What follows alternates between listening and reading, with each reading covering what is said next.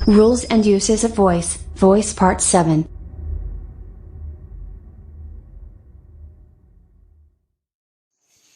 तो हम वॉइस की बहुत चीज़ों को हम सीख चुके हैं कि वॉइस क्या है, वॉइस को बनाने के रूल, एक्टिव से पैसिव बनाने के रूल को सीख चुके हैं। क्वासी या मिड पैसिव पॉजिटिव वर्ब का 5 स्टेप जो था हमारा वो भी सीख चुके हैं। ऐसे हम बहुत सारे सेंटेंसों का एक्टिव से पैसिव बनाना सीख चुके हैं। अब इसका हम लास्ट देखते हैं रूल्स एंड यूजेज, यानी इसका नियम क्या है और प्रयोग क्या है, उसके बारे में आज हम देखेंगे। तो पहला देख लेते हैं, एन एक्शन एंड एक काम, an action in the dominance of subject is kept in active voice. जब हम ये पहले हम बता चुके थे, जब इसका रूल्स पढ़ रहे थे तभी हम बता चुके थे कि जब सब्जेक्ट के अधीन काम हो तो उसे एक्टिव वॉइस में रखते हैं। जब सब्जेक्ट के अधीन कोई काम हो तो उसे हम एक्टिव वॉइस में रखते हैं। तो Mohan is being written a letter, Mohan is being written a letter, एक क्या है, B plus V3, B plus V3 active नहीं पैसिव, इसलिए ये सेंटेंस गलत होगा, ये लिखना गलत होगा। अगर यदि सब्जेक्ट हो तब, सब्जेक्ट डोमिनेंस में कोई काम हो तब ये बनेगा Mohan is writing a letter, Mohan यहाँ सब्जेक्ट है, ठीक, ये एक्टिव सेंटेंस में आ गया मोहन इज राइटिंग लेटर, ये सेंटेंस सही हुआ। दूसरा सेंटेंस देखते हैं, an action in the dominance of object is kept in passive voice. ये भी बता चुके हैं, यदि कर्म के अधीन या देख रेख में कोई काम हो तो उसे एक्टिव नहीं पैसिव वॉइस में रखते हैं। पैसिव वॉइस में रखते हैं, Mohan is writing a letter, इसमें बी प्लस V3 कहीं दिखाई नहीं दे रहा है, कहीं दिखाई दे रहा है बी प्लस V3, तो ये पैसिव नहीं एक्टिव हुआ, इसलिए ये गलत हुआ सेंटेंस। इसलिए Mohan is being written by, Mohan is being written a letter is being,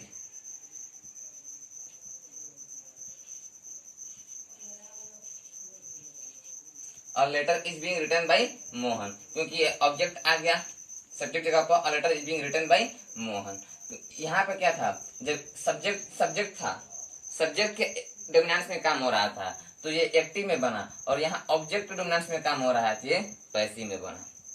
अब देख लेते हैं, the birth of someone is kept in passive structure, यानी किसी के जन्म को दिखाया जाए, किसी के जन्म को बताया जाए कि वह 5 अक्टूबर 2000 ईस्वी में जन्म हुआ था, तो वह काम अपने आप नहीं हुआ बल्कि किसी के द्वारा, उनके माता के द्वारा उनका जन्म हुआ, यानी वह एक्टिव नहीं पैसिव स्ट्रक्चर में जाएगा। देख लेते हैं कि Mahatma Gandhi born on 2 October 1869, Mahatma Gandhi, born क्या है, V2 है, यानी इसमें दिखा रहा है एक्टिव सेंटेंस के लिए, लेकिन एक्टिव न होकर पैसिव, क्योंकि महात्मा गांधी खुद अपने आप न जन्म करके बल्कि अपने माता के द्वारा जन्म लिए थे, तो एक्टिव नहीं पैसिव सेंटेंस में बनेंगे। तो महात्मा गांधी वाज बोर्न, आप किताबों में पढ़े होंगे कि Mahatma Gandhi was born on 2 October 1869, ठीक, यानी बी प्लस V3 एक्टिव नहीं पैसिव। ये चीज आपको समझ में आई होगी। अब अगला रूल पर आते हैं, the death of someone is kept in active voice. उसमें हम देखे थे कि the born of someone is kept in passive voice, यानी जो जन्म था, जन्म किसी के द्वारा, यानी कि कोई माध्यम बना करके हो रहा था तो उसको एक्टिव में नहीं बल्कि पैसिव में रखते थे। लेकिन डेथ यानी मृत्यु किसी के द्वारा नहीं किया जाता, बल्कि मृत्यु एक नेचुरल फिनोमेनन है और खुद अपने आप हो जाती है। जन्म और मरण हमेशा लगा रहता है, मरने में किसी का कोई योगदान नहीं होता है। इसे the death of someone is kept in active voice, यानी खुद अपने अधीन काम करवाता है सब्जेक्ट। तो हिज ग्रैंडफादर, उसके दादाजी, was died on Saturday, was died on, यानी बी प्लस V3 एक्टिव नहीं पैसिव। इस सेंटेंस कैसे रखेंगे एक्टिव वॉइस में, तो ये गलत होगा, इस तरह हम नहीं बना सकते हैं। तो लिखेंगे his grandfather died on Saturday, ठीक। हैंग देखते हैं हैंग को, तो हैंग के V3 जो होते हैं एंड थर्ड फॉर्म, वो 2 तरह के होते हैं, एक हैंग्ड होता है और एक हंग होता है। हैंग्ड का प्रयोग मानव के लिए होता है, लिविंग थिंग के लिए होता है, और हंग का प्रयोग वस्तु या नॉन लिविंग थिंग के लिए होता है। देखते हैं इसका प्रयोग हम सेंटेंस में कैसे करते हैं। तो Ram Rahim will be hung very soon, Ram Rahim will be hung very soon. Ram Rahim क्या है हमारे, तो मानव है, मानव के लिए हंग नहीं बल्कि हैंग्ड आएगा, तो ये सेंटेंस गलत हुआ। Ram Rahim will be hanged very soon, ये सेंटेंस सही हुआ क्योंकि हैंग्ड आया है और a bucket has been hanged with a rope, यानी एक बाल्टी को एक रस्सी से लटका दिया गया है। यानी क्या है, B plus B three active नहीं पैसिव, और ये हैंग्ड आया है अ बकेट क्या है, वस्तु है, और वस्तु के लिए हैंग्ड नहीं बल्कि हैंग आएगा। A bucket has been hung with a rope. ठीक, ये सेंटेंस सही होगा। ध्यान रहे कि यदि किसी एक्टिव सेंटेंस में सब्जेक्ट या ऑब्जेक्ट के साथ आर्टिकल, एडवर्ब, एडजेक्टिव का ग्रुप हो तो उसे पूरे समूह के साथ पैसिव बनाते समय स्थान परिवर्तन किया जाता है। जैसे एन ओल्ड मैन, ये पूरा ग्रुप हुआ, एन ओल्ड मैन पूरा ग्रुप हुआ, और अ स्मॉल बॉय पूरा ग्रुप हुआ एक।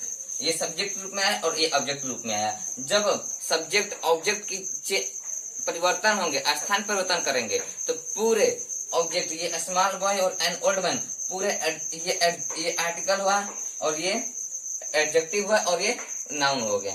ठीक है, तो इसको जब चेंज करेंगे एक्टिव से एक्टिव सेंटेंस है, पैसिव बनाते समय अ स्मॉल बॉय, यानी ऑब्जेक्ट आ गया सब्जेक्ट जगह पर, a small boy was being abused, यानी be plus B three, abusing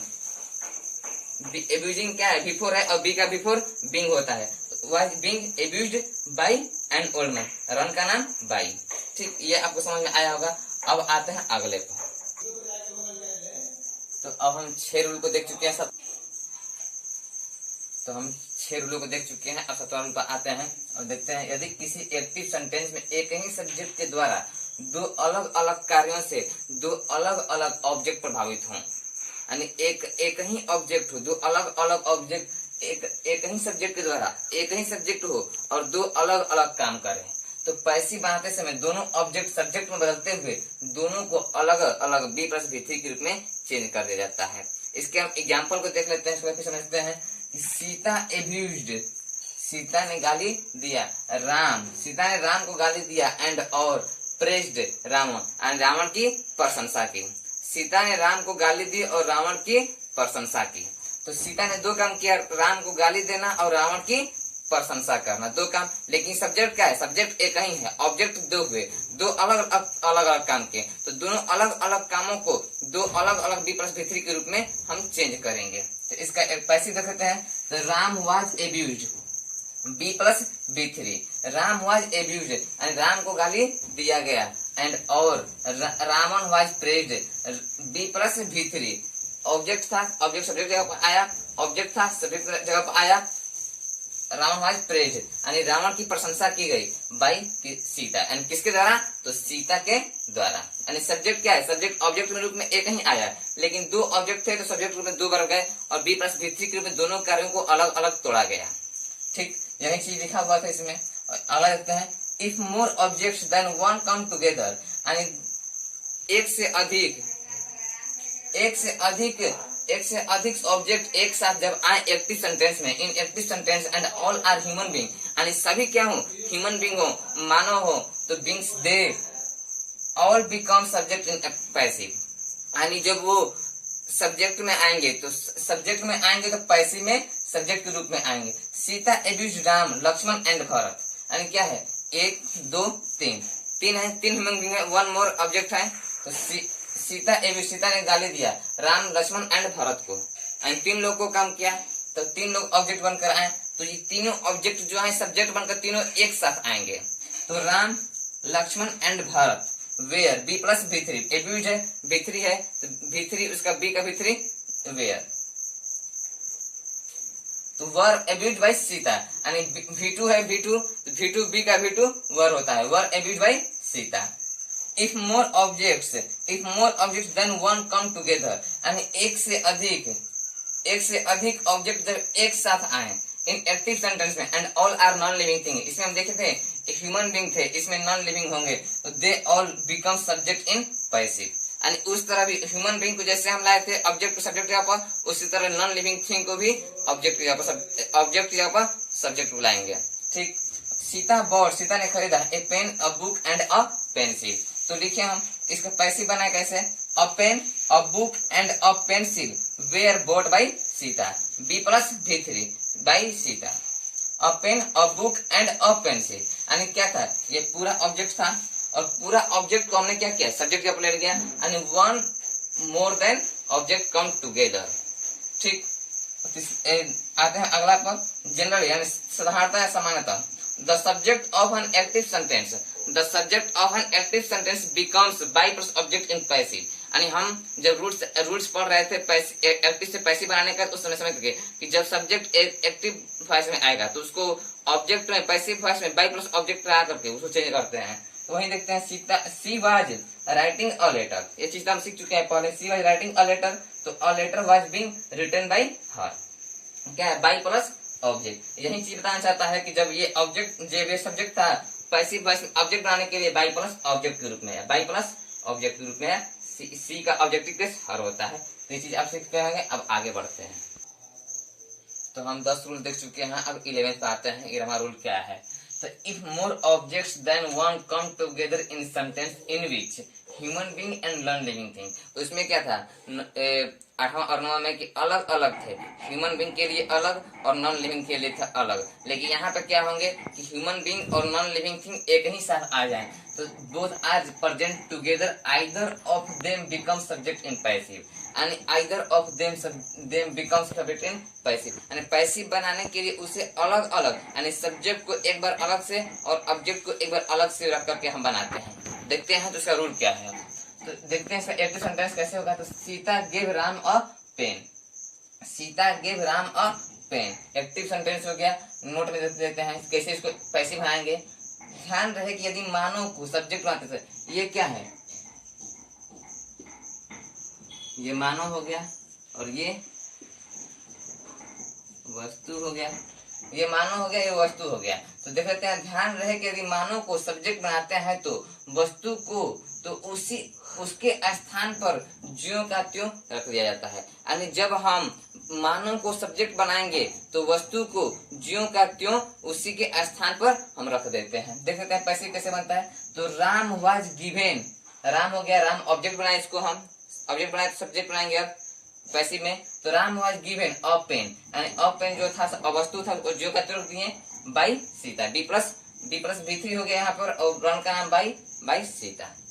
अब देख लेते हैं, जब हम वस्तु को बनाएंगे सब्जेक्ट के रूप में, तो यदि वस्तु को सब्जेक्ट बनाते हैं, मानते हैं, तो मानव के साथ टू जोड़ते हुए उसके स्थान पर ज्यों का त्यों रख देता है। इसमें क्या था कि उसके ज्यों का त्यों रख देते थे बिना कुछ जोड़े, लेकिन मानव में टू जोड़ करके हम उसके स्थान पर ज्यों का त्यों रख देंगे। तो a pen was given to Ram by Sita, इसका पैसिव होगा। Sita give Ram a pen का, जब अ पेन वस्तु को हम सब्जेक्ट मानेंगे, ऑब्जेक्ट लाएंगे सब्जेक्ट यहाँ पर, तो a pen was given to आया, ये क्या है, लिविंग थिंग है, ह्यूमन बीइंग है, ह्यूमन बीइंग के साथ टू बाई सीता।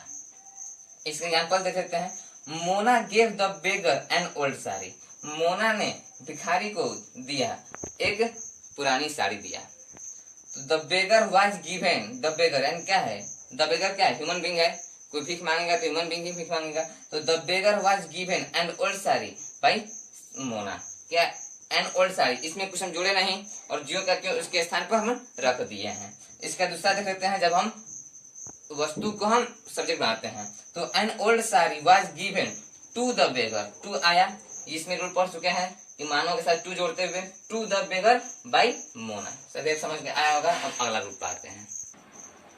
हम 11 रूल को देख चुके हैं, 11 रूल को हम देख चुके हैं। अब आते हैं 12वें रूल पर कि 12वां रूल क्या कहता है हमारा।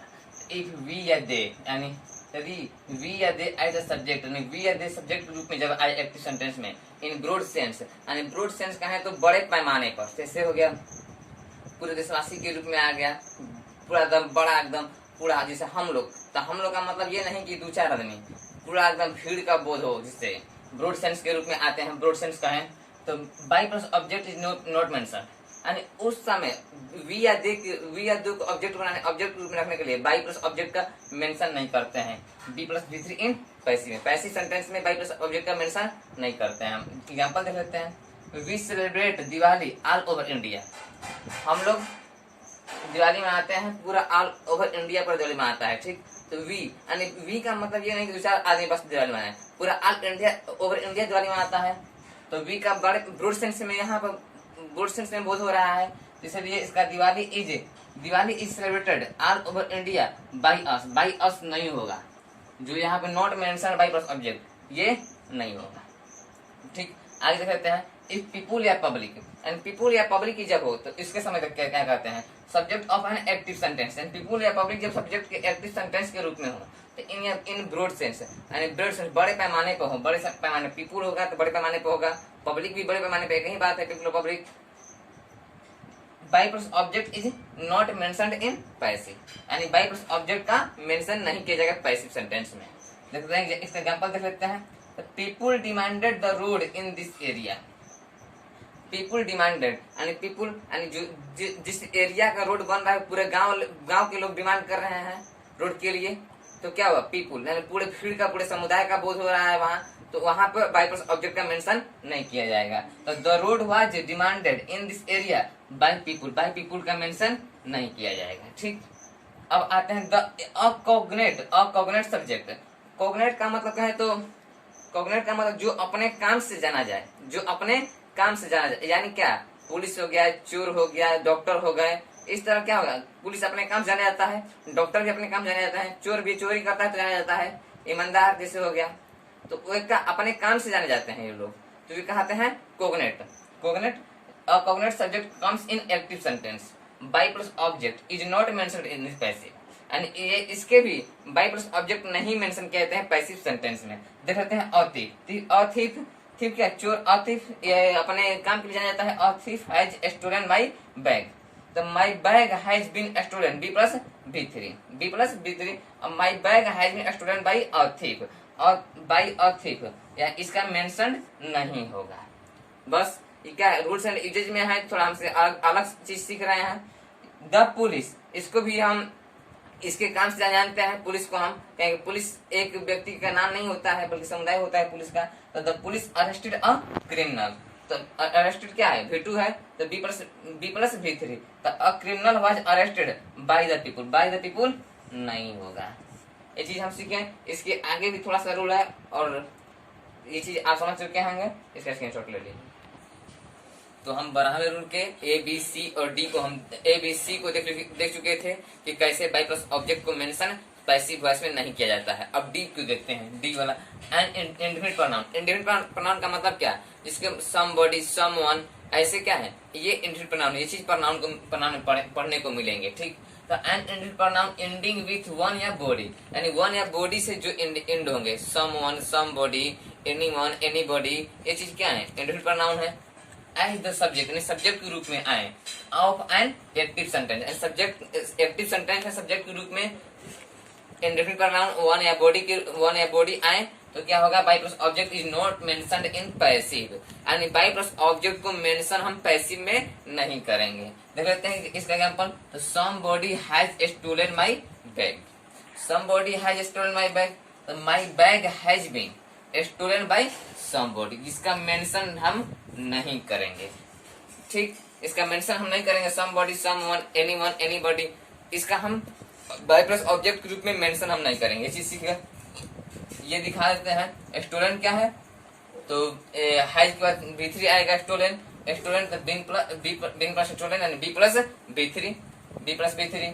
A verb without its object in sentence cannot be changed into passive। ये चीज हम बता चुके हैं कि बिना ऑब्जेक्ट का पैसिव बनाना संभव नहीं है, यानी हमें पैसिव बनाने के लिए ऑब्जेक्ट की आवश्यकता पड़ेगी। देख लेते हैं, they are playing in the field, यानी वे लोग मैदान में खेल रहे हैं। क्या खेल रहे हैं इसकी जिक्र नहीं किया गया है, इसका चर्चा नहीं किया गया कि वो क्या खेल रहे हैं, उसके ऑब्जेक्ट यानी इसका कर्म नहीं है। ठीक, तो इसका पैसिव नहीं बन पाएगा। ठीक, इसका पैसिव नहीं बन पाएगा। तो ये पूरी तरह से लगभग हमारे समझ से पूरा वॉइस द एंड हो चुका है। पूरा आप वॉइस देखें, और ये 7 पार्ट में बना हुआ है। यदि पसंद आया हो तो लाइक, शेयर और कमेंट जरूर करिएगा। इस चैनल को सब्सक्राइब करिएगा। धन्यवाद।